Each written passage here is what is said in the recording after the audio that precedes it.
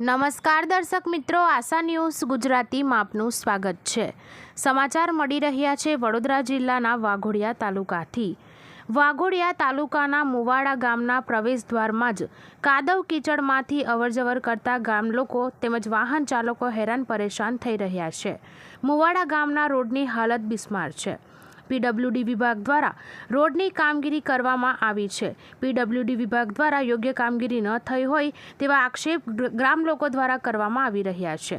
એક તરફ ગામમાંથી આવતા વેસ્ટ પાણીના કારણે રોડની કામગીરી કરવામાં ન આવી રહી હોય તેવું પીડબ્લ્યુડીના અધિકારી દ્વારા જણાવવામાં આવ્યું હતું। ગામ લોકોના આક્ષેપ છે કે પીડબ્લ્યુડી વિભાગ દ્વારા ગ્રીટ કપચી નાખવાથી જગ્યાએ ડુંગરનું લાલ મેન્ટલવાળું છારું નાખવામાં આવ્યું છે। લાલ છારાના કારણે કાદવ કીચડથી કેટલાક બાઇક ચાલકો સ્લીપ ખાઈ પડી જતા ગામ લોકોમાં રોષ જોવા મળી રહ્યો છે। ગામ લોકોની માંગ છે કે જલ્દીથી રોડની યોગ્ય કામગીરી પૂર્ણ કરવામાં આવે તેવી માંગ કરી રહ્યા છે। બ્યુરો રિપોર્ટ ઉમર મંસૂરી સાથે આશા ગુજરાતી ન્યૂઝ વાઘોડિયા।